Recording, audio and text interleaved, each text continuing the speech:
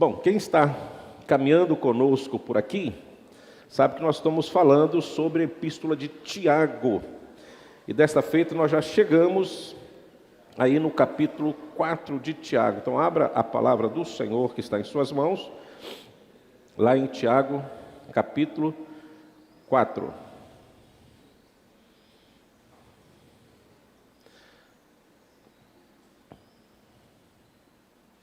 O tema proposto para esta manhã é de onde vêm as guerras e contendas entre vós. Irmãos, coincidentemente nós estamos vivendo duas guerras no mundo, né? A Ucrânia tem sido ali atingida pela União Soviética, né? E temos agora, há uns 20 dias, se não me engano, 10 a 15 dias atrás, a guerra que se instalou entre a Israel e ali a Palestina, a faixa de Gaza, contra aquele grupo terrorista Hamas, né? Os irmãos sabem a história. Primeiro, Hamas invade Israel, deixa mais de 1.500 mortos civis, pessoas civis, de criança a idosos, e logo após isso, Israel declara guerra ao grupo Hamas. O problema é que o grupo Hamas está entronizado na faixa de Gaza, ali na Palestina, onde há a maior concentração de pessoas do mundo. Mais de 2 milhões de pessoas numa faixa de terra que tem 10 quilômetros de largura e 40 quilômetros de comprimento. Então é impossível você atacar um grupo terrorista sem deixar vítimas inocentes.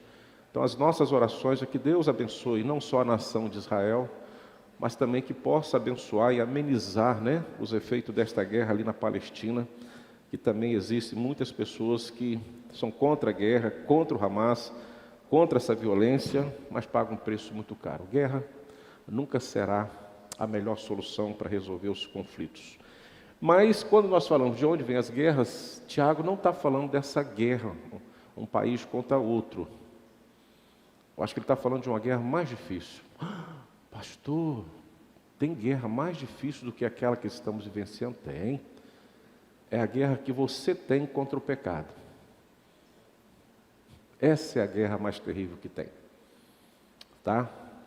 Porque as guerras comuns entre nações trazem as suas consequências terríveis, perda de vidas, né? Países aí que gastam muito com isso, a questão social fica complicada, prejudicada, mas é uma questão entre um povo e outro, e que acontece esporadicamente no mundo.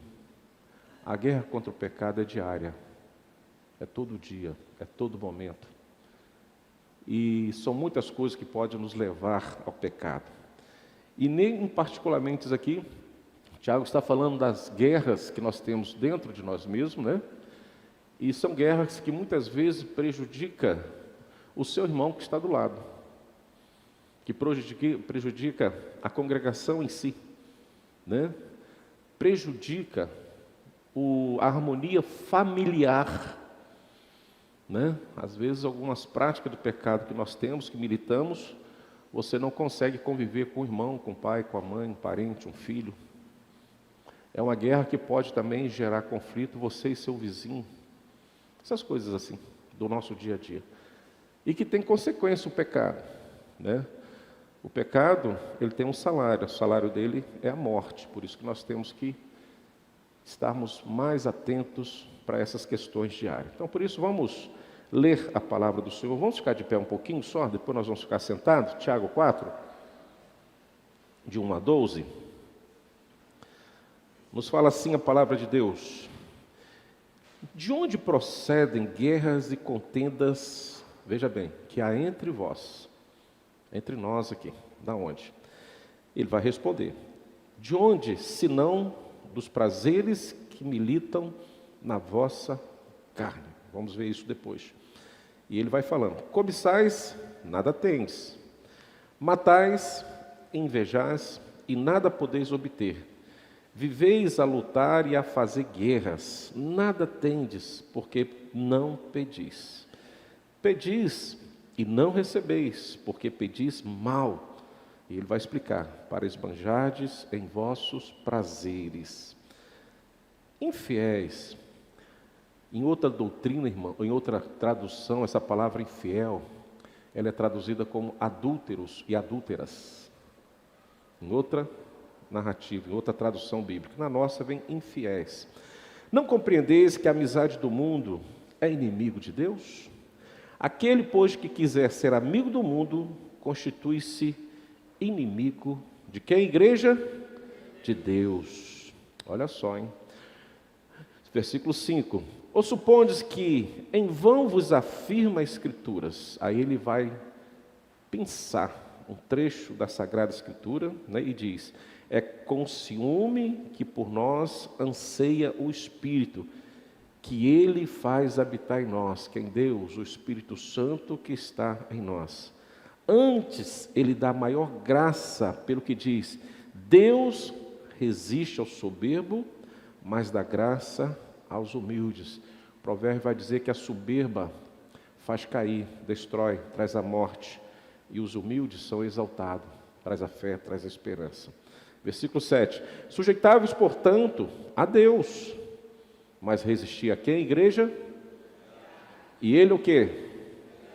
Então, o Tiago está dizendo aqui, com esse Espírito que veio sobre nós, da parte de Deus, lá no capítulo anterior nós vimos, né, que a sabedoria que vem do alto, que vem de Deus, esse Espírito que está em você, que está em nós, ele nos capacita a todos nós para resistir o diabo, e essa resistência ao diabo tem um resultado: ele foge de nós.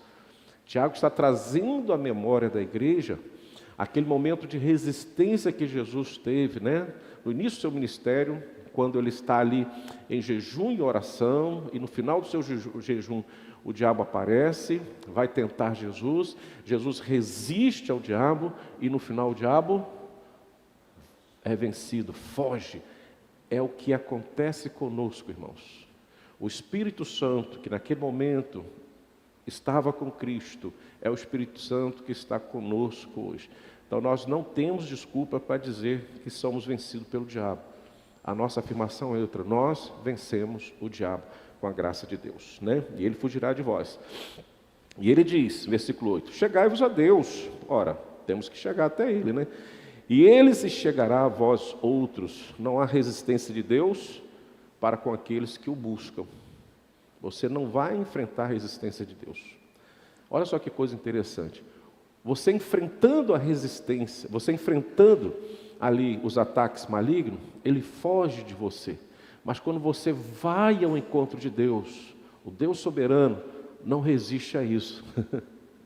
Ele não olha o ontem da sua vida, ele olha o momento que você está hoje, buscando ele. Ele não resiste a você. Ele vai ao encontro de você. Olha só que coisa bonita, né? Ele chegará a vós outros, mas em condições: purificai as mãos, pecadores, e vós que sois de ânimo dobre, limpai o coração. O que é ânimo dobre? Um dia você está com Jesus, outro dia você está no mundo. Um dia você está rindo, você está chorando. Um dia você está amando, você está odiando. Você convive com os dois sentimentos todos os dias. Você está numa indecisão de vida. E aí o Tiago chama carinhosamente: purificai as mãos, pecadores, e vós de ânimo dobre, limpai o coração. Limpa o coração daquele ânimo que não nos convém. E deixa no seu coração o ânimo que agrada a Deus e que promove bem a comunidade. O ânimo do amor, o ânimo do perdão, o ânimo da paz, o ânimo de ter uma vida consagrada diante do Senhor. Então deixa os outros ânimos, as outras vontades, as outras carnalidades fora do seu coração. Volta ao capítulo anterior que nós estudamos, né? Busca a sabedoria que vem do alto. E nós vimos lá que a sabedoria terrena, ela é animal e demoníaca. Tiago está falando isso no capítulo anterior, nós já vimos isso na aula passada. Então busca a sabedoria que vem lá do alto, né? Limpai o coração. Versículo 9: afligi-vos, lamentai, chorai, se humilhe diante do Senhor. Converta-se o vosso riso em pranto e a vossa alegria em tristeza. Ou seja, converta-se o vosso riso em pranto quando você está sorrindo de uma carnalidade, de um pecado, está se alegrando de um comportamento que não convém a Deus. Então, se isso está te dando prazer, meu irmão, começa a inverter isso, começa a chorar. Chore aqui, porque esse riso pode te levar a chorar na eternidade, no inferno. E ele diz: E a vossa alegria é em tristeza, se você se alegra da mesma forma, quando você não está convivendo com o próximo da forma que convém a Deus. Então fique triste por isso, não se alegre quando você humilha alguém, quando você faz acepção de pessoas, como já vimos aqui, Tiago. Quando você tem a sua cartilha de preferência, você não se admite aproximar do mais necessitado, do mais humilde, dos pobres. Você tem medo que o pobre peça alguma coisa a você, então você afasta, né, das pessoas mais humildes. Se você se alegra com um comportamento desse, começa a entristecer, porque ou você se alegra e humanamente eu posso dizer entristece a Deus, e depois Deus vai transferir a tristeza dele num juízo e transformar a sua alegria em tristeza, ou você agora mude esse ânimo dobre e fique triste por um comportamento desse e alegra o coração de Deus, e Deus, estando alegre pela sua tristeza, pelo seu pecado, Ele vai transformar essa sua tristeza agora em alegria eterna no céu. Entenderam o joguinho de palavra aí? É por aí, entendeu? Vamos lá. Humilhai-vos na presença do Senhor, Ele vos exaltará. É isso que Ele está dizendo. E aí, a partir do verso 11 e 12, parece que Ele dá um corte nisso e fala assim, a maledicência é condenada, e diz, irmãos, não faleis mal uns dos outros. Ele vai claramente dizendo, né? Aquele que fala mal do irmão ou julga seu irmão, fala mal da lei, julga a lei. Ora, se julgas a lei, não és observador da lei, mas é o quê? Juiz. Cuidado, irmãos, não fomos comissionados para sermos juízes. Há um só juiz, que é Deus. E ele termina o versículo 12, um só legislador e juiz, aquele que pode salvar e ao mesmo tempo fazer perecer. Cuidado com isso aí, tá? Nós estamos falando da soberania de Deus, o Deus que salva e ao mesmo tempo que o Deus que faz perecer. Tu, porém, quem és que julga o próximo? Você não consegue salvar ninguém, quem salva é Deus. Você também não consegue condenar ninguém, quem condena é Deus. Então é inútil um comportamento desta forma, porque existe apenas um juiz. Quem somos nós? Quando olhamos para dentro de nós vamos ver isso. Em alguns comportamentos, nós fazemos o seguinte, deixa eu ilustrar aqui, peço perdão por esse momento. É como se você chegasse e falasse assim com Deus no trono, desce do trono, deixa que eu assumo, porque Deus, tu não sabes julgar nada, eu sei julgar. Então você toma o lugar de Deus e se assenta ali. Então cuidado com isso. Tiago fala assim, quem és que julga o próximo? Tomara que nós possamos responder assim, não julgamos ninguém. Essa função é exclusiva de Deus. Amém? Obrigado, Deus, pela leitura. E agora precisamos do Senhor mais uma vez. Então nos ajude nessa classe, neste momento de exposição desse texto, desse tema tão importante para a comunhão do Teu povo, para vivermos, Deus, uns com os outros até a Tua volta. Hoje, Jesus, que tenhamos o azeite suficiente, que não haja, Deus, nessa reta final da nossa caminhada, aguardando a Tua volta, que não venhamos viver em contendas, Deus, que não venha faltar nada em nós para aguardarmos o grande dia do Senhor, porque sabemos que o Senhor vai voltar e nós estamos te esperando. Então nos ajude a isso. Enquanto o Senhor não chega, Deus, Pai, nos ajude a viver uns com os outros na obediência da Tua palavra, na comunhão perfeita, santa, alegre. Deus, nos ajudando mutuamente, nos favorecendo, nos alegrando, Deus, tendo assim alegria e vontade de estarmos juntos, porque isto será, Deus, na eternidade, todos nós estaremos juntos. Que possamos fazer um perfeito ensaio aqui na terra da nossa eternidade com Cristo. Abençoa a Tua palavra, nos ajude, em nome de Jesus, amém. Poder sentar, irmãos. Vamos lá, nós já sabemos que a epístola de Tiago foi escrita para o povo de Deus naquele momento que ele estava em dispersão, eles foram expulsos ali de Jerusalém, a igreja estava sofrendo uma terrível perseguição. Já vimos que essa carta foi escrita no período entre 45 a 60 após Cristo. Tiago aqui é o meio-irmão, costumamos falar assim, o meio-irmão do próprio Senhor Jesus Cristo, ele que escreve, Juntamente com Pedro, ele era uma das referências da liderança da igreja ali em Jerusalém naquele momento, e devido à perseguição, a igreja se dispersa e Tiago está preocupado com a comunhão da igreja uns com os outros em tempos de dificuldade. Creio que não é muito diferente de nós hoje não. Se nós estamos vivendo uma perseguição literal do que Tiago, de que a igreja estava vivendo naquele tempo, nós vivemos tempos difíceis entre nós, na sociedade de maneira geral, e a igreja precisa se adequar a isso, sem prejudicar a comunhão uns com os outros em nossa convivência aqui na terra.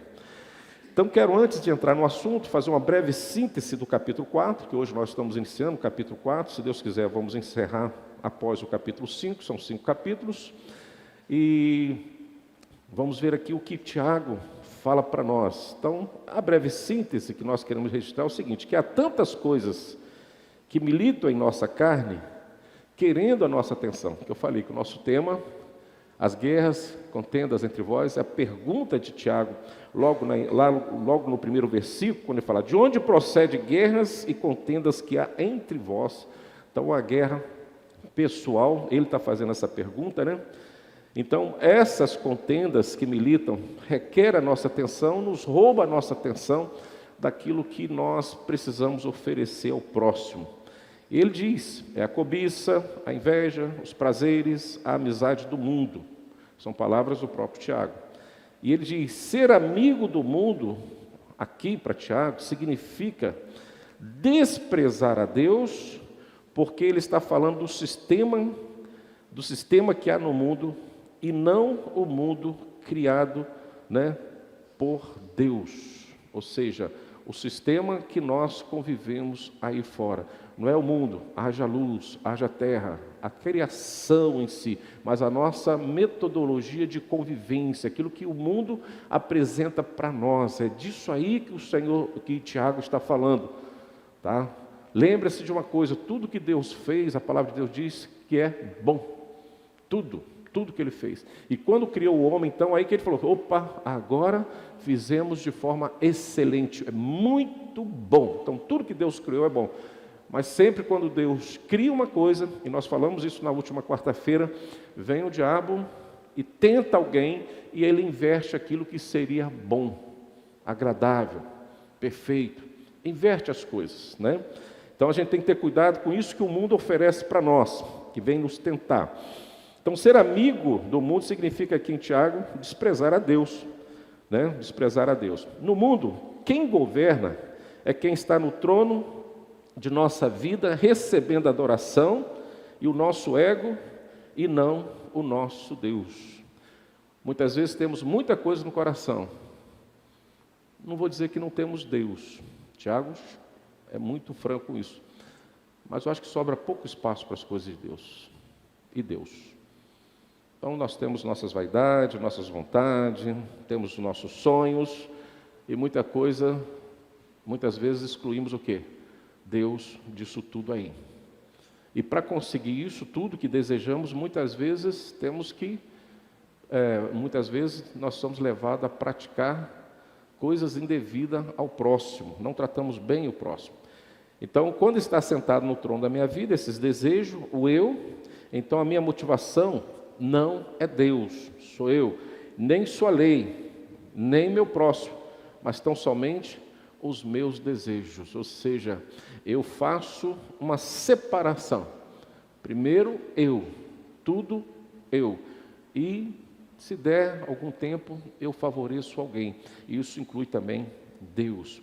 Quando eu peço algo a Deus, apresentando-me diante de Deus, com o meu ego entronizado, aí vem o que Tiago fala, pedimos mal e não recebemos, porque não temos pedido como convém. Por incrível que pareça, irmãos, Tiago está alertando aqui que há orações e há desejos em nossas vidas e orações motivadas pelos desejos carnais e não por uma visão espiritual daquilo que nós precisamos fazer. Oramos sempre para nós mesmos. Inclusive, pensando em algumas letras de cânticos, nós temos que ter muito cuidado, que às vezes há cânticos que nós cantamos muitas vezes, que nos leva sempre à primeira pessoa, eu, né? Restaura o que é meu, né? Restitui-me. Nós somos levados a só pedir para mim mesmo. Poucas canções são levadas a nós nos deleitarmos no bem comum. São coisas sutis. Mas quando você peça, chega dentro da igreja, você só está pensando em você. Só canta para si mesmo. Deus, sou eu que o Senhor tem que atender, não é meu irmãozinho que está do lado, não. É a minha vontade que importa. É o meu sonho que é interessante. Às vezes, muitos louvores, você pode ver aí. Né? Há um agora que fala assim, casa comigo, Senhor. Casa comigo. Não é com a igreja. Casa comigo, Senhor. Ou seja, eu quero o Senhor só para mim. O Senhor não pode ser para os outros. Deus, com o seu Espírito, tem ciúme de nós. E nós parecemos que temos ciúme de Deus e não queremos compartilhar Deus com ninguém. Né?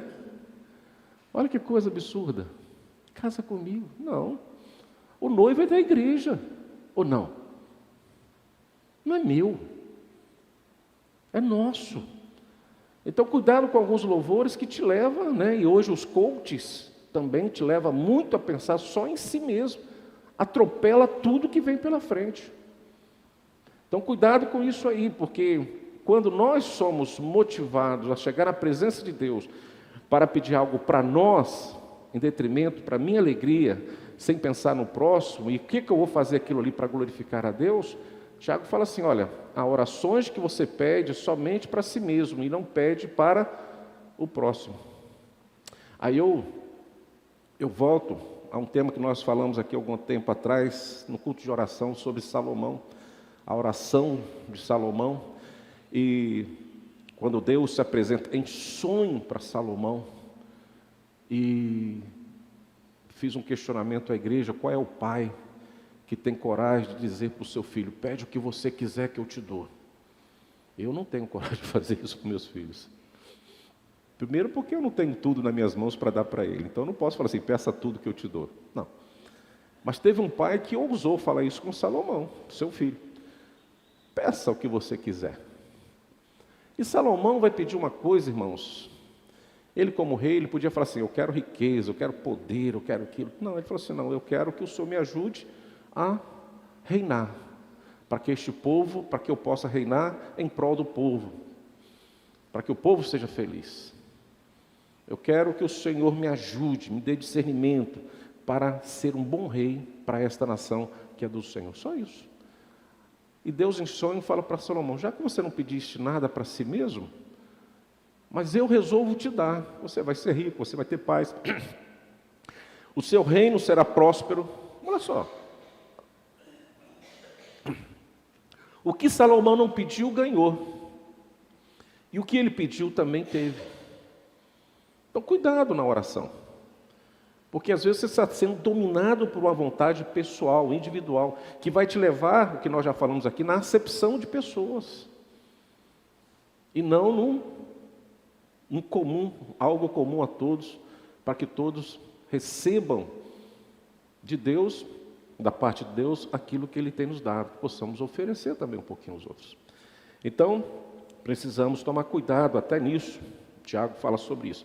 E conhecendo os diversos problemas enfrentados no seio da comunidade de sua época, Tiago sabia disso perfeitamente, então Tiago no capítulo 4 vai partir para a questão dos conflitos gerados pela natureza pecaminosa. Por isso que falei que não é guerra entre nação e outra, embora ali é gerado pelo pecado, mas está falando da natureza da congregação, do povo de Deus, dessa guerra que milita espírito e carne todos os dias. Então, dos conflitos gerados por nossa natureza e apego, como ele já falou, ao mundanismo, ao materialismo, que é o consumo, né, exagerado, ao hedonismo, que é uma doutrina ou filosofia. Alguns encaram o hedonismo como doutrina, outros como filosofia de vida, que defende a busca por prazer como finalidade de vida. Pensa só em si mesmo, como uma fonte de preenchimento e alegria.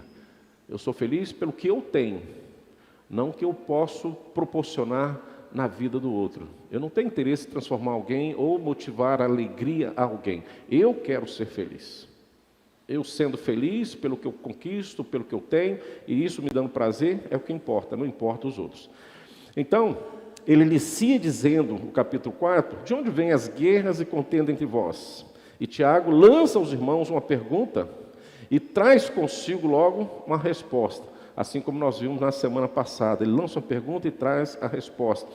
E ele diz: não vem disto, dos prazeres dos vossos deleitos, ou de jeito, no grego hedonê, que nós já falamos, né, que é o hedonismo, que nasceu a palavra hedonismo, que é a determinação do prazer com o bem supremo, e é exatamente isso que alguns membros, algumas pessoas da igreja buscavam, o prazer como um bem supremo. E sempre tendo essa convicção, naquela crise que nós vemos da igreja entre o rico e os pobres, como se hoje a teologia, muitas vezes as pessoas pregam como pobreza sendo um ato pecaminoso. Você está em pecado, então você não consegue ser rico. E a riqueza como um bem de Deus. Isso não é bíblico. Não tem nada a ver isso aí. Tá? Não tem nada a ver isso aí. Então, quando eu busco o prazer supremo, né, e muitas pessoas buscam isso, eu quero entender que Deus está comigo, está me abençoando. Então, os demais não me importam com isso. Como se eu olhasse para as pessoas e falasse: sabe por que você é pobre? É porque você não tem fé. Sabe por que você é pobre? Porque você vive pecando. Olha, eu tenho fé, porque eu tenho uma vida prazerosa. E não é isso que ele está dizendo. Cuidado com o hedonismo, a busca do prazer em si, achando que esse prazer e essas conquistas terrenas está trazendo sobre você a bênção de Deus. Cuidado com isso. Então, nesse primeiro momento, Tiago não culpa as forças externas, ou seja, o que você consegue ver lá fora, né? Mas a sua própria natureza carnal, humana, que está essa fonte de todos. Isso aqui eu abro um parênteses e quero lembrar a igreja do primeiro momento que isto acontece, e é lá no Éden. Abra aí a Bíblia, por favor, novamente. Gênesis capítulo 3. Olha como nós militamos. É só recebermos uma proposta que nós não vamos botar na balança. Vem de Deus ou não vem de Deus? Não, se essa proposta vai me dar prazer, estou nela, eu aceito. Cuidado, hein? Olha aí. Vamos lá no versículo 5. A queda do homem, né? Capítulo 3 de Gênesis 5. Vamos lá, igreja, junto comigo, para vocês mexerem um pouquinho aí. Vamos? Porque Deus, vamos lá? Porque Deus sabe que no dia em que dele comerdes, vos abrirão o quê? Os olhos. E como Deus, sereis conhecedores do bem e do mal. Quem está falando isso? O diabo, né? Ali através de uma serpente. Porque Deus sabe que no dia em que dele comerdes, ou seja, do fruto, né? Comerdes, conhecereis do bem e do mal, sereis conhecedores do bem e do mal. Essa palavra demoníaca oferece para Eva naquele momento um prazer, uma conquista carnal. Ela fala: opa, eu tenho essa oportunidade. Então o fruto proibido por Deus deixa de ser proibido para ela, quando ela fala assim: o que importa é o meu desejo, a minha vontade. Você não percebe, mas a vontade carnal, a estrutura carnal de Eva é semelhante à minha e à sua. Nós não resistimos a uma proposta mundana do mundo. E o diabo foi no ego, no desejo, no prazer, no hedonismo que nós temos. Ser igual a Deus, conhecer o bem e o mal. Olha o que ela continua dizendo. Vamos lá, lê comigo a igreja. Vendo a mulher, olha como é que ela muda a visão de uma hora para outra. Olha, a visão espiritual que ela tinha antes dessa fala demoníaca, que o fruto não era agradável, não era bom, que era proibido, agora ela muda. Vendo a mulher, vamos lá, igreja, junto? Vendo a mulher que a árvore era boa para se comer, agradável aos olhos, e a árvore desejável para dar entendimento, tomou-lhe do fruto, comeu e deu também ao marido, e ele comeu. Olha só, pecaram para receber uma bênção. Não importa quem falou, a serpente aí simboliza o mundo. O que o mundo fala para nós? Usos e costumes, para exemplificar: cor do cabelo, cor da roupa, tatuagem, bebidas, farra, né? O que o mundo faz? festas regadas aí a alguns vícios. Você merece ser feliz, porque no dia que você ter esses prazeres, você aí vai ver, porque Deus é um estraga-prazer para você. Deus é um estraga-prazer para você. Então, quando você começar a olhar diferente para o mundo, você vai ter entendimento do que é bom para você. Deus não sabe o que é bom para você. Olha que fruta. Deus falou que aquilo ali é ruim, que é proibido. Por que é proibido se é tão agradável aos olhos? Aí você descortina. Você fecha os olhos para Deus e abre os olhos para o mundo. Quando você vai fazer um negócio, quando você vai tratar com uma pessoa, você está olhando para dentro de si mesmo. Quantos de nós poderíamos favorecer alguém nas nossas atividades seculares e não fazemos isso? Pois não?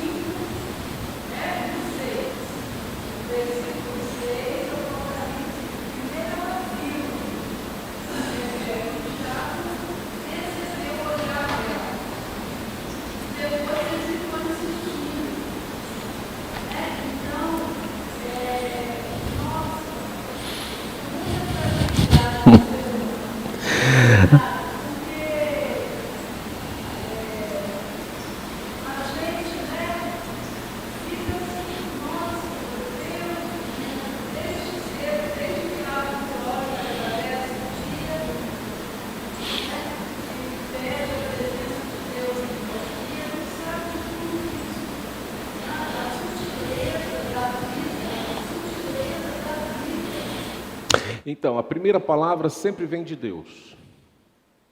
Sempre vem de Deus. O nosso grande problema é quando recebemos a segunda palavra que vem do mundo. Aí nós apagamos o que Deus fala. Na realidade, nós deveríamos voltar à palavra e dizer assim, o que Deus falou? Então, eu não posso olhar para dentro de mim mesmo. De onde vêm as guerras contendo de vós? Ele responde aí, né? Estou lendo Gênesis de novo, lá em Tiago. De onde vem? Qual a resposta que ele dá? De onde procede guerras e contenda que há entre vós? De onde senão dos prazeres que militam na vossa carne? Isso está em nós, o diabo sabe disso. O diabo não conhece o meu pensamento, gente. Quero até deixar isso aqui bem claro para a igreja. Há três atributos de Deus que não é compartilhado com nenhum ser terreno e nem ser celestial. Logo, os demônios, o diabo não tem, que é onisciência, onipresença e onipotência. Então, conhecer o meu pensamento, o diabo não sabe, mas ele sabe das minhas fraquezas, ele sabe das minhas limitações, ele sabe como agir conosco. Então, é muito difícil você dizer às vezes assim, como é que o diabo sabia disso? Não, porque você deu, ao longo da sua existência, sinais daquilo que você quer, que você deseja. Ele só faz facilitar um caminho para você. Volto isso rapidamente em Jesus. Fala, Eliseu. Pegando carona na palavra da Magali, ela disse que é importante, ela disse que a Eva, ela olhou e viu, Tiago, versículo 1, lá no versículo 14, ele vai falar que cada um é tentado sua própria cobiça, pelo eu. A cobiça, ela atrai seduz.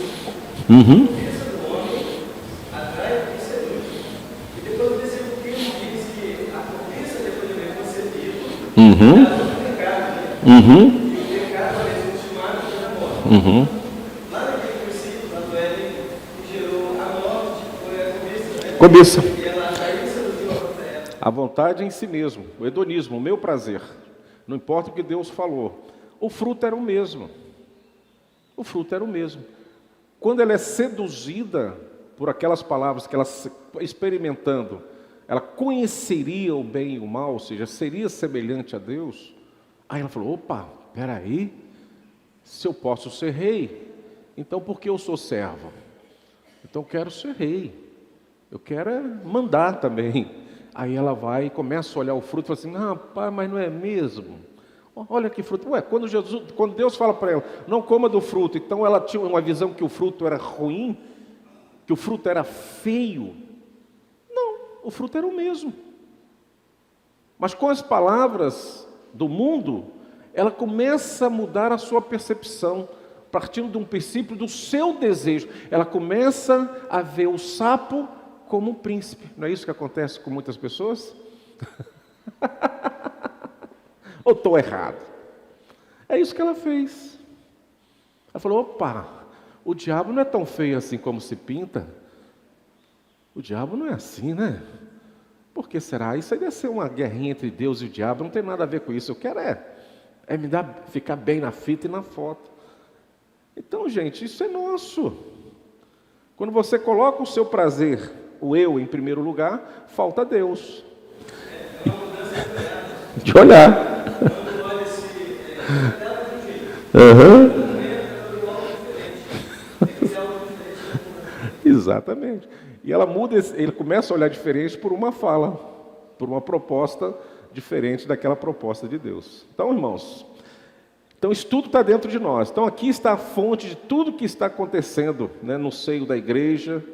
E isso, com certeza, se muitas vezes dentro da igreja nós conseguimos viver os conflitos que a nossa carne propõe, imagine lá fora, sem nenhum discernimento do que pode e o que não pode diante dos mandamentos de Deus, né? Lá são livres para fazer. Por isso que nós estamos vendo lá fora tanta violência que você não consegue entender como o homem pode fazer, porque lá não tem referência nenhuma de Deus. Nós ainda temos, e nessa referência de Deus, nós procuramos o eu, em fazer a nossa própria vontade. Então essa é a origem. Então isso nos conduz a algumas conclusões. Vamos lá. Primeiro, enquanto as pessoas não conhecem seus pecados e deles não se arrependem, não haverá esperança de paz em nossa convivência. Ou seja, aquilo que eu tenho praticado, e se eu não reconhecer que é um pecado, logo não vou me arrepender e assim não vamos ter uma esperança de viver uma vida em comunhão como agrada ao Senhor. Nós vamos continuar praticando as coisas ruins em detrimento ao próximo. Vamos pensar somente em si mesmo. Segundo, de que o verdadeiro campo de batalha na vida cristã inicia-se no interior, em uma parte qualquer do coração.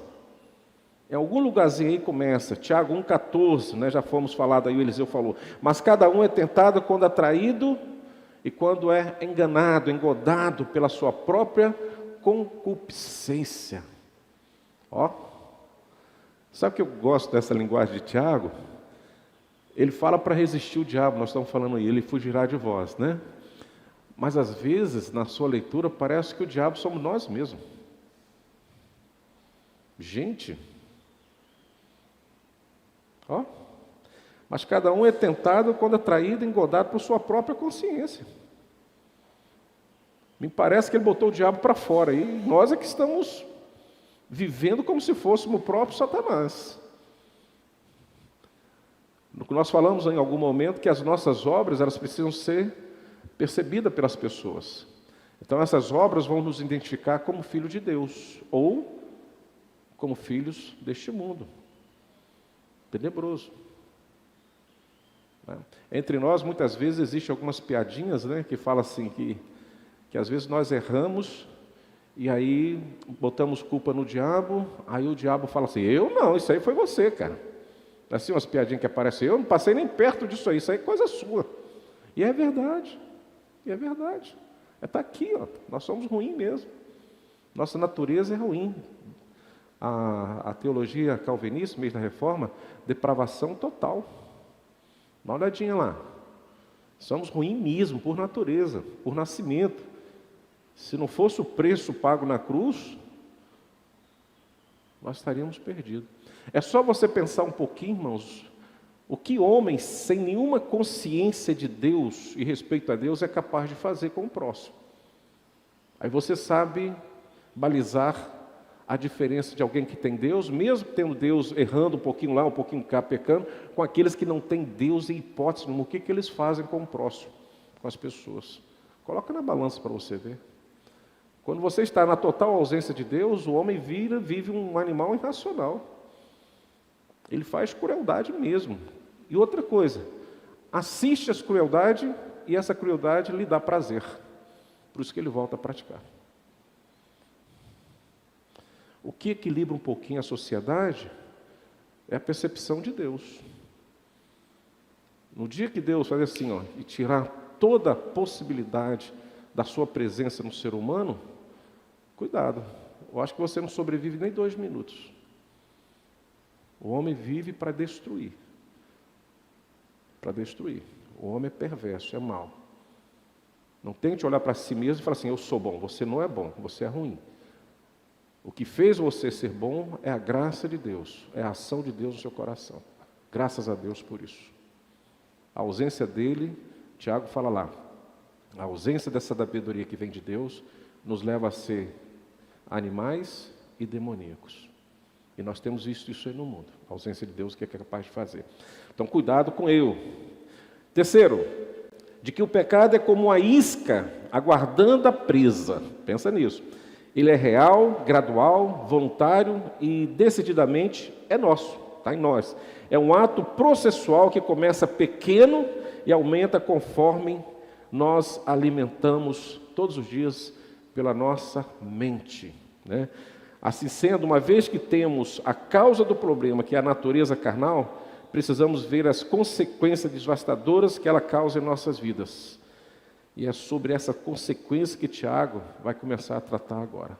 Primeiro, então, nós vimos, né, como ele fala, aquilo que nos conduz a nossas guerras. E agora nós vamos ver as consequências, né, quando assim praticamos.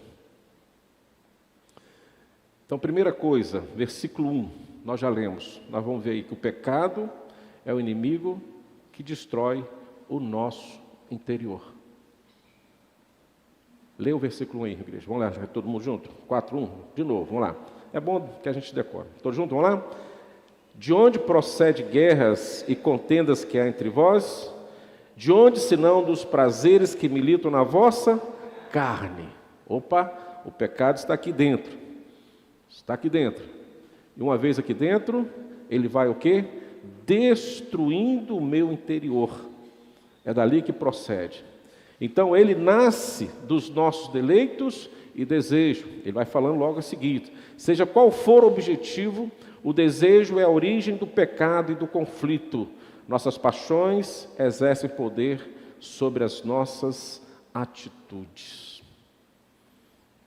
As paixões exercem poder sobre nossas atitudes. Versículo 2, vamos lá, igreja. Cobiçais e nada tendes, matais, invejais e nada podeis obter. Viveis a lutar e a fazer guerras, nada tendes, porque não pedis, e pedis e não recebeis, porque pedis mal, para imajardes em vossos prazeres. É a mesma coisa que você fala assim, Senhor, me dá essa bênção, porque se o Senhor me der essa bênção, fulano vai saber como é que vai lidar comigo. É assim.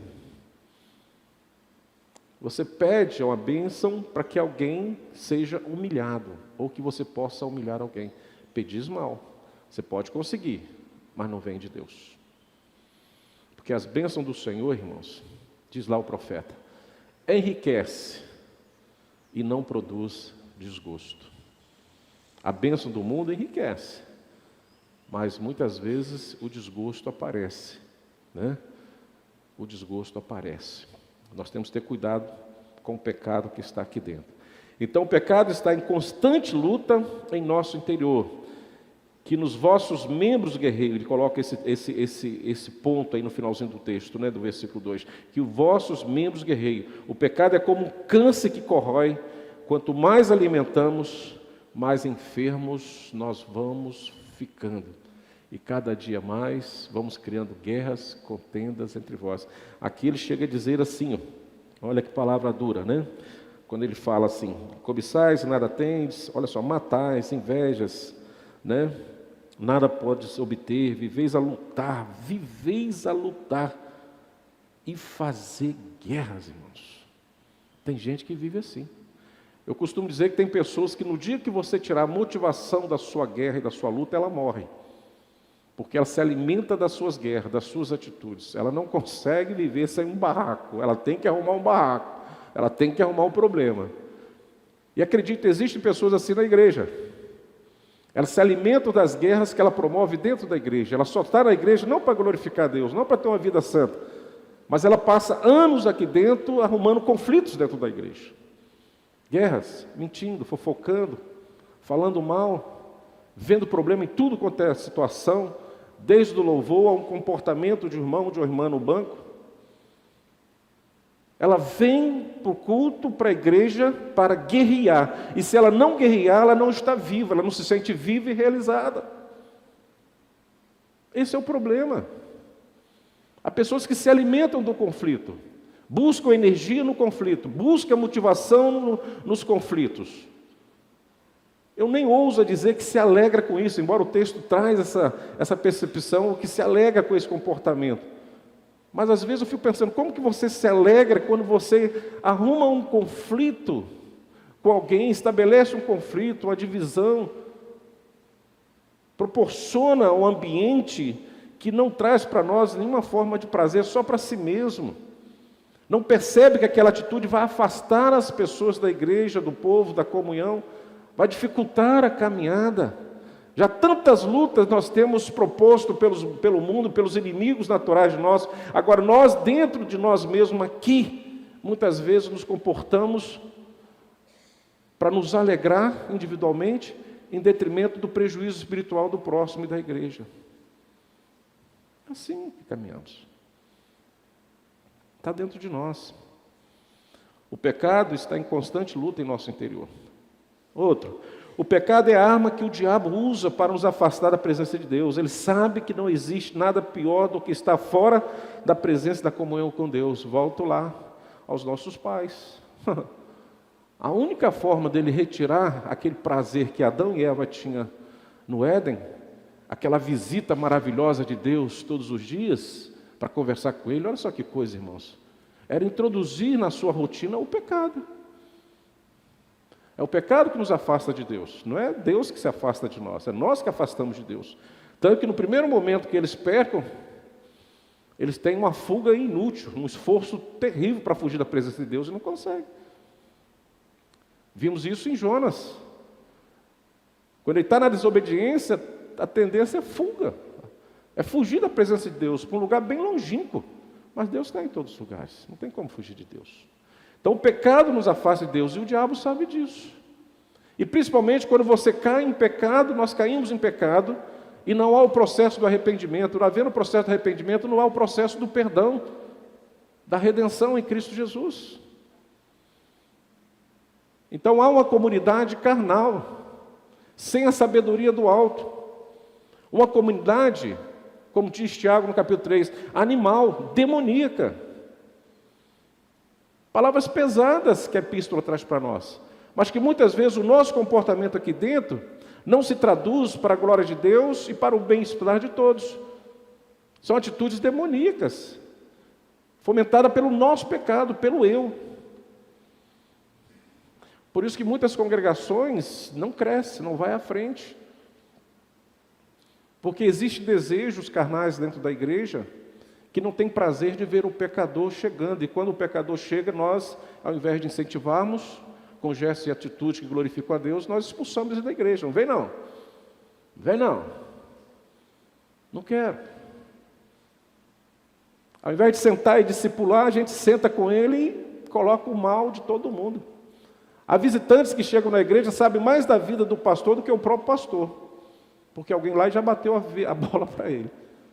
Está vendo aquele irmãozinho lá? Cuidado com ele. Ó. Já fez isso. Então o visitante chega e fala assim, opa, peraí, eu sou o próximo. Se eu ficar nessa comunidade aqui, a vaidade dessa comunidade, daqui a pouco é a minha vida que está sendo colocada para outro que está chegando. Aí o que temos entre nós? Uma comunidade que não recebe de Deus as promessas de Deus para nós. Porque nós, ao invés de pedirmos ao Senhor o que convém à comunidade, nós estamos dentro da igreja praticando aquilo que não convém ao Senhor. E é por isso que nossas orações não são atendidas. Até mesmo que às vezes aquele que é vítima vai orar pedindo ao Senhor, Senhor, manda vidas. Senhor, enche a igreja, que aí o povo vai saber que líder que sou eu. Até a vaidade entra no nosso coração para tentar provar para alguém que eu sou de Deus. Está vendo? Você me machucou, você me maltratou, mas é o que Deus está fazendo na igreja aí. Olha o que Deus está fazendo. Não. As minhas orações são sempre assim: Pai, perdoa-lhes porque não sabem o que faz. Se o Senhor nos agraciar, louvado seja o teu nome. Contudo, como o Senhor sabe todas as coisas, quem sou eu para ensinar o Senhor a pastorear a sua própria igreja? Contudo, Deus, que eu não peque, que eu não caia, que eu não seja levado pelos meus próprios interesses, mas que eu seja um ministro, conforme a tua vontade e a tua graça. Homem comum, sujeito a todas as coisas, mas temente ao Senhor. É assim. Então, cuidado, o pecado é a arma que o diabo usa para nos afastar da presença de Deus. Ele sabe que não existe nada pior do que isso. Então, em Tiago nós descobrimos, vamos lá. Primeiro, o pecado é o inimigo que destrói sonhos e futuro. Versículo 2 e 3, já lemos, vamos ler de novo, irmãos. Versículo 2 e versículo 3. Olha o que o pecado vai trabalhar destruindo. 2 e 3 juntos, vamos lá? Cobiçais e nada tendes, matais, invejais e nada podeis obter. Viveis a lutar e a fazer guerras, nada tendes, porque nada pedis. Pedis e não recebereis, porque pedis mal, para esbanjares em vossos prazeres. Ou seja, você tem sonhos, você tem um desejo de um futuro melhor, mas isso não é possível diante de Deus, porque pedimos mal. Não existe nada pior do que ver um servo de Deus afundado muitas vezes em um sentimento de fracasso, sem perspectiva, com o coração em constante frustração e também angústia. Com relação a isso, Tiago diz: cobiçais, nada tendes, matais, e sois invejosos. Veja bem, nada tendes, e nada podeis alcançar, combateis e guerreais, nada tendes, porque não pedis. Pedis e não recebeis, porque pedis mal, para gastar em vosso deleito. Parafraseando o que Tiago está dizendo, irmãos, você quer coisas que não tem capacidade de ter. Você assassina e você muitas vezes é invejoso. Você mata, mas não consegue satisfazer seus desejos. Você busca e não consegue. Você briga, você guerreia, mas não tem o que deseja, não tem o que procura, porque não pedes a Deus. E quando pede, não recebe, porque a sua motivação é errada. Reveja a sua motivação de cristão. Reveja as motivações da oração. Tenha a ousadia de falar com Deus: sonda o meu coração, Senhor, e na minha oração, se isso não me convém, não me dê. Eu sou o primeiro a dizer: eu não quero. Eu não quero. Eu não quero isso para mim. Porque uma vez recebendo, além de ser para minha própria destruição, eu vou usar isso para destruir a vida do próximo. Sonhos que não são atingidos, vidas que estão vivendo aí entristecida, ansiosa, porque não consegue receber algo que agrada a si mesmo, nunca está satisfeito. Nunca, porque pedimos mal e porque a motivação é errada. Então, o que isso significa? Primeiro, o pecado fecha a porta, irmãos. Pode acreditar nisso. Por mais que se lute e guerreia, a frustração é o que se alcança. O pecado fecha a porta. Pedis mal, para tratar, para receber, para os seus próprios deleites. Imagina orar uma vida inteira e não receber. Reveja as motivações, seus pensamentos, seus desejos, como está a sua vida com Deus, como está o seu ministério na igreja, o que você tem feito como parte do corpo de Cristo, né? Reveja isso aí. Então, muitas vezes, não entendemos por que as nossas orações não estão sendo atendidas, né? Mas, às vezes, os nossos sentimentos, as nossas atitudes, você não percebeu ainda, são pecaminosas diante do Senhor, e o pecado fecha a porta. O pecado não abre a mão de Deus, o pecado traz o juízo de Deus. Segundo, O pecado gera inveja, amargura, devido à frustração seguida, pois os desejos que temos, vemos realizados nos outros. Aí que machuca, né? Aí que machuca. Você busca e não recebe. Daqui a pouco você olha para o lado, ué, fulano está melhor do que eu? Ué, como é que ele conseguiu isso? Olha a frustração. E eu não consigo? Eu não me realizo? Eu não consigo receber de Deus? Então o pecado fecha a porta, o pecado gera inveja, amarguras, devido às frustrações, né, que vem em seguida. Pois desejamos, os desejos que temos, o vemos sempre realizado na vida dos outros. Muito comum. Por que a família do fulano tem isso? Por que filho do fulano está conseguindo aquilo? O meu não consegue? Né? Por que eu que fiz tudo certinho, nunca fumei, nunca roubei? Né? Tenho uma boa alimentação, hoje eu estou doente. Por que eu estou doente? Fulano faz tudo errado. Eu tenho uma pessoa que eu milito com ela quase todo dia pela forma de vida dela errada. Eu sei que é errada em todos os aspectos, mas ela é extremamente bem-sucedida em tudo que faz, e nunca está feliz com o que tem. É o retrato perfeito de Tiago 4. E eu vejo, gente, essa pessoa faz tudo de errado e está bem, eu tento fazer tudo certo, tudo errado em mim. Estou sempre com um probleminha, meu Deus, que vida, né? Que dificuldade. E você chega para a pessoa e fala assim, olha, aqui está errado, você está em pecado aqui. Pecado, minha vida está boa, eu tenho tudo que tenho. Falei, rapaz, quase você me quebra no argumento, né? É isso. Aí você olha para uma pessoa dessa e fica frustrado. Você fica invejoso. Oração de Asaf. Meus pés quase se resvelaram. Salmo 73, se eu não me engano, né? Quando ele viu o ímpio lá prosperando. O que eu faço de errado, meu Deus? Irmãos, se você está diante de Deus, está correto, tudo que está sobre a sua vida vem da bênção do Deus. E é o suficiente para a sua existência. Seja feliz com isso. Agradeça por isso. E não murmure por isso. Seja grato por isso. E esse pouco que Deus tem te dado, se for o caso, nunca será tão pouco que você não possa usar isso como exemplo para abençoar alguém. Para ter atitudes diferentes na igreja com o próximo. Marcar território como servos e servas do Senhor, como convém no Senhor. Você vai ver que naturalmente sua vida vai caminhar com a boa mão do Senhor te dirigindo em todas as situações. Aí você, sem perceber, um dia você vai estar lá, como o Salmo 23 diz, né? Nos pastos verdejantes. Ué, como é que eu cheguei aqui? Deus te levou, calma. Deus cuida.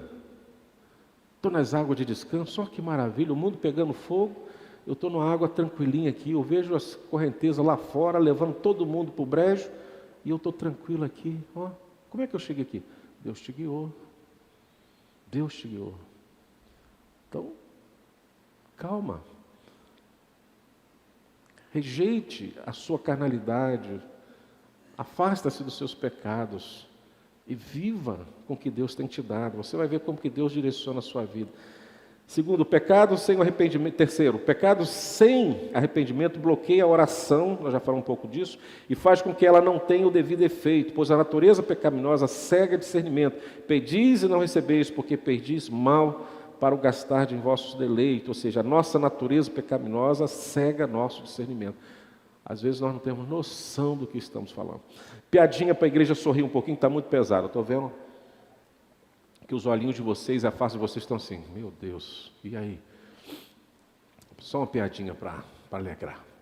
Certa feita eu fui procurado, não foi aqui nessa igreja não, quando eu pastoreava uma outra igreja, e chegou um irmão sério para mim, pastor, eu queria fazer um pedido. Eu falei, pois não, pode fazer. Pastor, eu estou numa situação muito difícil, e eu percebi que se o senhor orar, a minha vida pode mudar. Eu falei assim, perfeitamente, irmão, mas vou orar como? O que eu quero? Eu queria fazer uma fezinha aí na loto, se o senhor orar por mim, eu ganhar na loto, eu vou dizimar o dinheiro. Aí eu levantei o primeiro dedinho, o segundo dedinho, e falei assim, afastai, meu irmão. Pedis mal,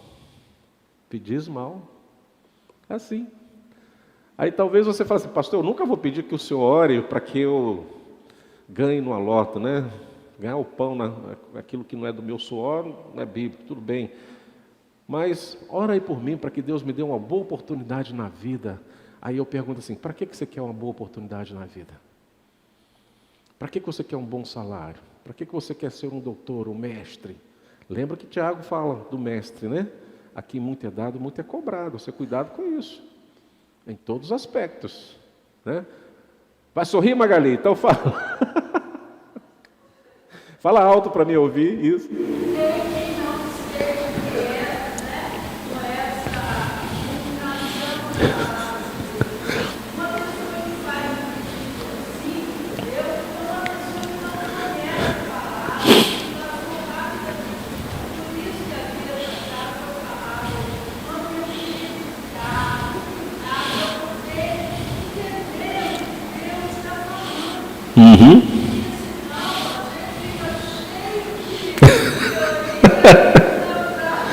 Descansa, busque a paz do Senhor e fala assim, eu estou aqui. Irmãos, a solução para as nossas agonias é ter paz com Cristo, viver a nossa vida sabendo que Deus está governando a nossa vida. E tentando olhar para dentro de si mesmo, que a proposta de Tiago aqui é fazer com que a congregação olhe para dentro de si mesmo e retire aquilo que não convém. Toda a carta dele é baseada nisso, numa convivência mútua, harmoniosa no corpo de Cristo, que é a igreja. Essa é a nossa busca diária, e não alimentar pecados, natureza pecaminosa. Então, pois a natureza pecaminosa, como eu falei aqui, cega, pedis maus. Tiago aponta-nos então que esse crente não pode receber porque não está sintonizado com Deus.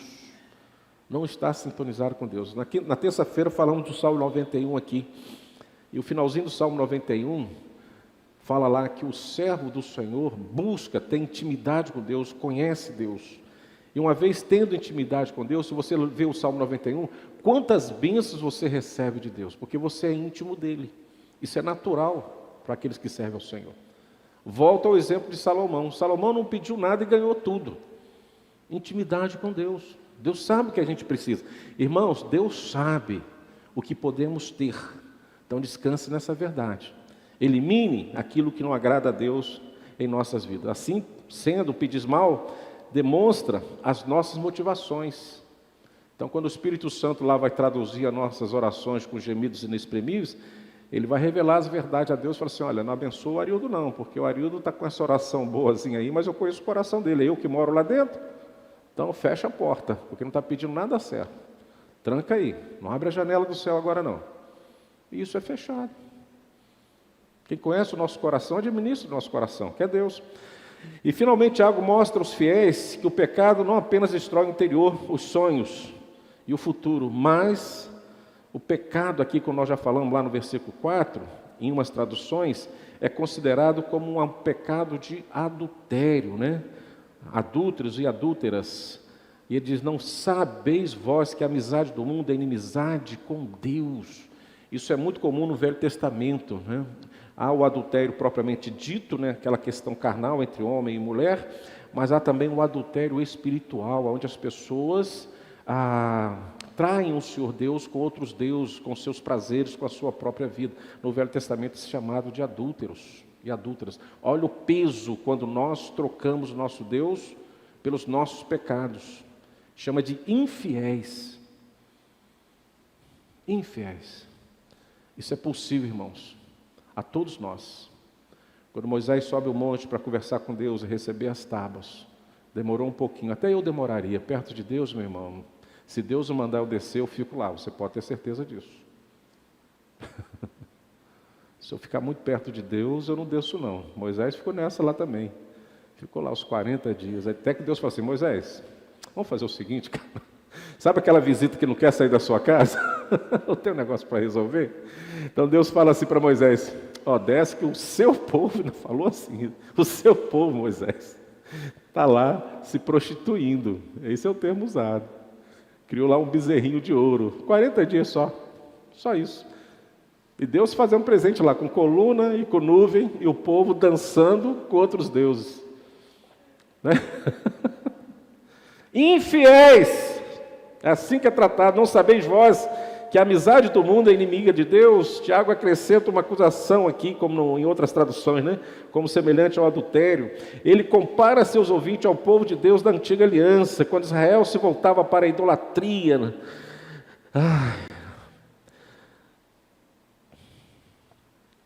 Olha o que é pior.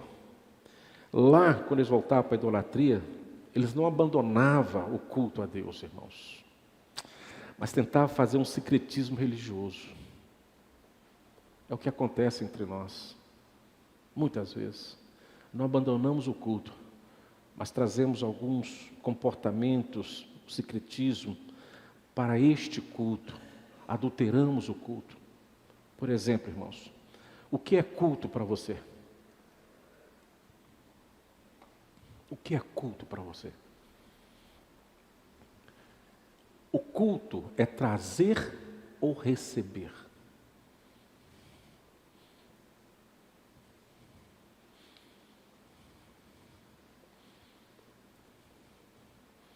O culto você traz ou você vem buscar?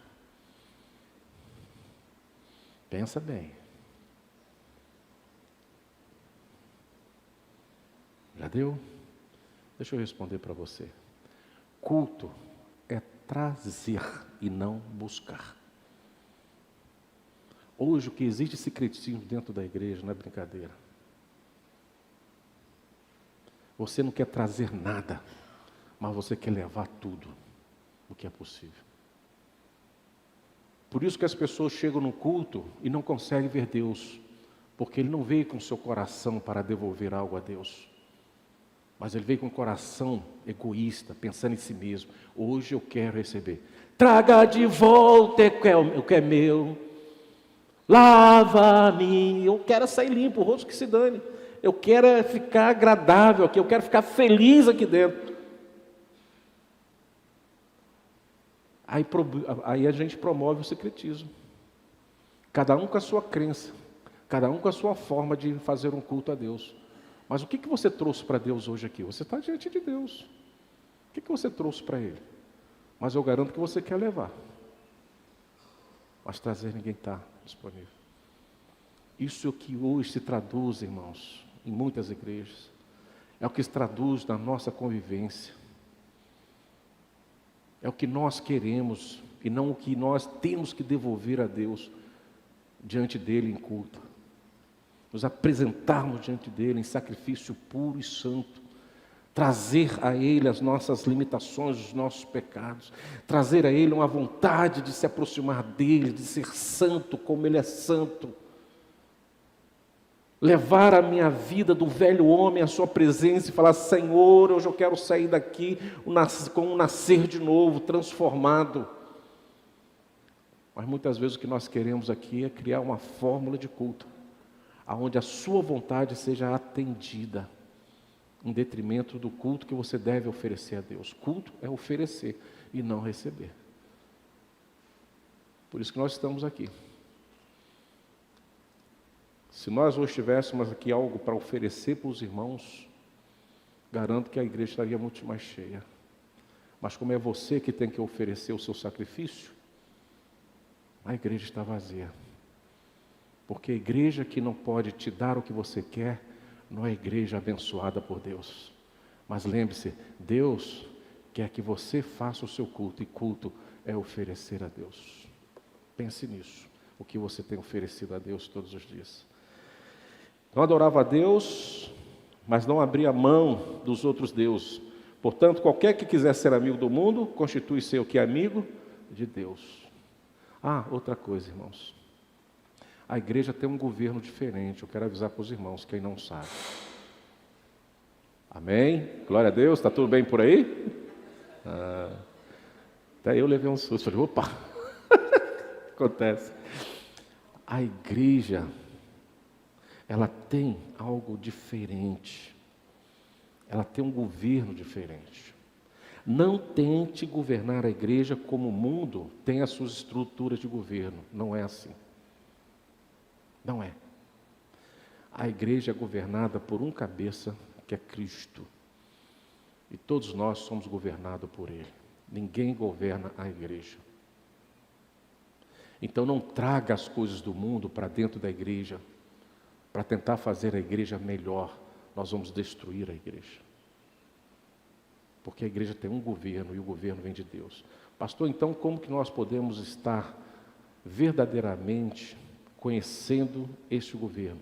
Está na sua mão a Bíblia. A Bíblia é a regra de fé e prática. Leia a Bíblia, irmãos. Seja um bereano. Pratique a palavra de Deus. Leia ela, se aproxima. Este é o governo da igreja. A lei está aí. O governo está aí. É com esta lei que nós temos que vencer. E não conforme o mundo traz. Eu fico muito preocupado nos dias de hoje, como algumas lideranças têm trazido uma forma de governo para a igreja. Onde até a cor da igreja hoje é sinônimo de bênção. Até a cor da igreja. Eu fico assim, pensando, de onde foi tirado isso? Não sou contra o preto, o branco, o roxo, cada um pinta a igreja do jeito que quiser. Mas criar uma moda de que hoje a bênção está numa igreja pintada de preto por dentro e por fora, eu não consigo ver. Se essa igreja é abençoada pela cor que tem. Ah, é porque é moda. Ah, então tá bom, tá certo. A moda vem da onde? De Deus ou do mundo? Cuidado em ser amigo do mundo. Vamos fazer da igreja uma discoteca, luzes para tudo quanto é lado, fumaça, tal, louvores e louvores, cada vez mais agitada. Porque assim é o mundo, é uma discoteca. Então vamos trazer para cá para atrair as pessoas. Ué, ser amigo de Deus, ser amigo do mundo, é inimigo de Deus.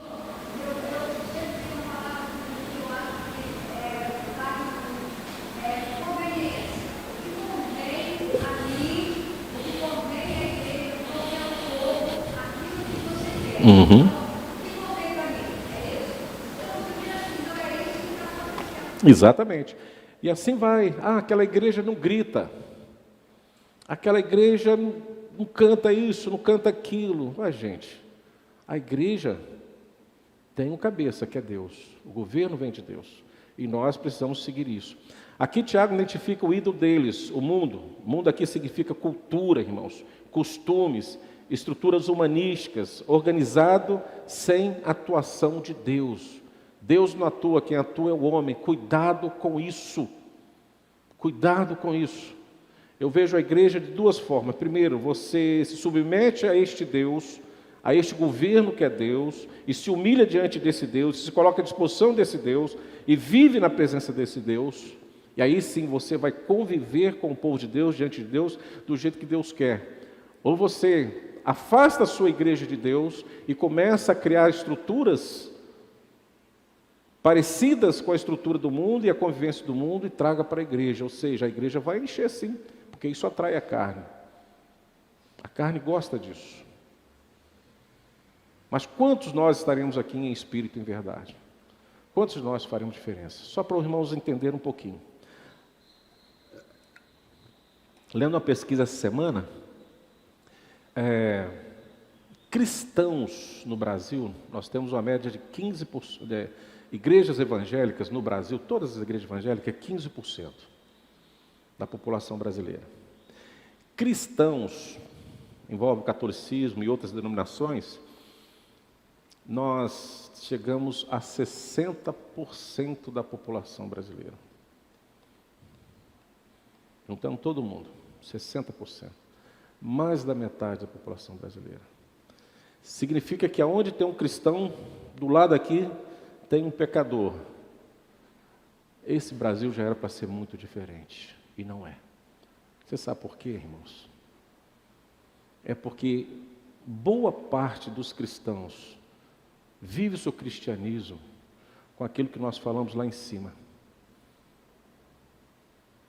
com as paixões do mundo, sendo sujeito ao mundo, amigo do mundo. Nós vivemos lá no século III, quando Constantino oficializou a religião, o cristianismo. E todo mundo achou bacana, então vamos para dentro da igreja. A igreja começou a dizimar, a fechar, a fugir de Deus, até o século XVI com a reforma protestante, onde impulsado por Deus, falou assim, vamos voltar à palavra, porque nós já distanciamos dela. Isso tem acontecido no Brasil. Crentes que não conhecem a palavra de Deus. Eu estou com a classe aqui de 6 a 7 pessoas. Todos os domingos eu falo com eles, vocês já leram a Bíblia? E eu pergunto para vocês leram a Bíblia toda, irmãos? De Gênesis a Apocalipse? Você já leu? Quanto tempo você está na igreja? Mas o que você já leu na vida?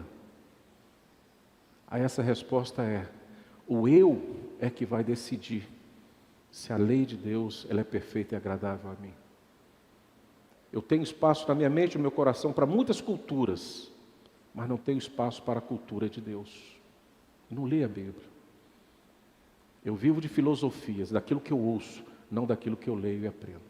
É necessário voltar à palavra. Então, falando sobre isso, o livro de Ezequiel, capítulo 36, ele diz que quando Deus deu a terra para Israel, ele contaminou a terra com o povo. O povo seria um povo separado. Sim. Esse povo desobedeceu, contaminou a terra. Começaram a viver naquele sistema ali, de adorar os seus deuses, sua cultura, trazer. Tanto que, se hoje Israel tem um presidente, um rei, lembra disso lá com Samuel? Foi porque eles olharam e falaram assim, os povos aí de fora têm reis, nós queremos o rei, não queremos um juiz, um profeta. Samuel ficou muito aborrecido com isso, chateado, né? O que eu fiz? Não, Samuel, você não fez nada, mas mesmo assim eu não presto. Não, seus filhos não vão te seguir, Deus pode levantar outro, não é necessariamente meu filho. Então queremos rei. Eu digo isso porque Deus não mudou. Não. Ele deu a mesma terra para Israel, Deus deu a terra para os brasileiros. Exemplo. Fazer diferença. Exatamente. Isso aí a gente precisa ter cuidado. O mundo aqui significa essa cultura, costume, estruturas humanísticas, organizadoras sem atuação de Deus. Tiago vai dar um diagnóstico sem pestanejar que esta forma de fidelidade chama-se apostasia, se apostatar da fé. Aí nós vamos ver, irmãos, Mateus 6, 24, que Jesus fala no Sermão do Monte. Ninguém pode servir a dois senhores, porque há de odiar um e amar ao outro. Ou há de dedicar-se a um, desprezar o outro, não podeis servir a Deus e as riquezas, mesmo tendo acontecido nos nossos dias, as nossas vaidades, os nossos pensamentos, o eu. Muitos na igreja querem servir a Deus, mas sem abrir mão, muitas vezes, do conforto que o mundo nos oferece, dos velhos rudimentos, vícios, ambições e velhas posturas. Ou cuidais, versículo 5, ou cuidais vós que em vão diz a Escritura, o Espírito que em nós habita tem ciúmes, não tem como servir a dois senhores, está o Senhor Jesus dizendo isso aí. O Deus de Tiago é o Deus da benevolência, da Escritura. Então, como nós vamos vencer tudo isso para encerrar, irmãos? Visto que Deus, versículo 7 a 12, visto que Deus é misericordioso, o primeiro passo para vencer o pecado, o eu, a nossa vaidade, é o arrependimento. Versículo 7, sujeitai-vos, pois, a Deus. A palavra sujeitar aqui tem um significado de subordinar-se, obedecer, submeter-se ao controle de Deus. Render-se à demonstração ou conselho de alguém, cooperar, ceder, assumir uma responsabilidade. Sendo assim, para vencer o pecado, o eu, precisamos submeter tremendamente a obediência a Deus. Segundo, como vencer isso? É parar de agradar o diabo. Para de agradar o diabo, para de agradar o mundo. Tiago é bem contundente quando diz, resistir ao diabo e ele fugirá de vós. E nós não temos conseguido, irmãos, e isso que é mais preocupante nos dias de hoje, enxergar o diabo.